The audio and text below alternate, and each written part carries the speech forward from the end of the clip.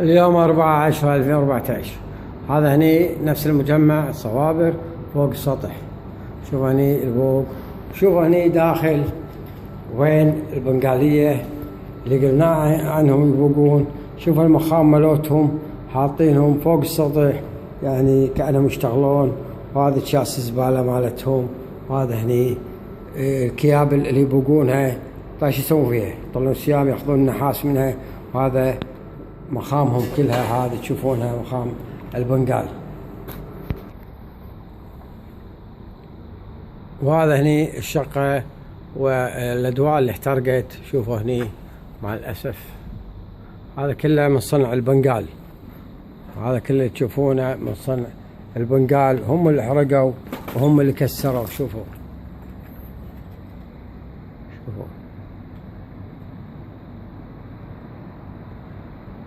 هذا اللي صار، شوفوا كله من صنع البنغال.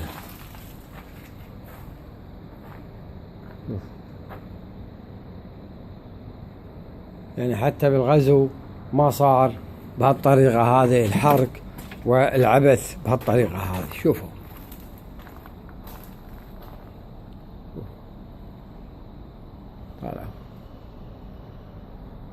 هذا بعد، ومسؤولين موجودين ومجلس وزراء موجود، والناس مع الأسف تعبث ولا تخاف من القوانين.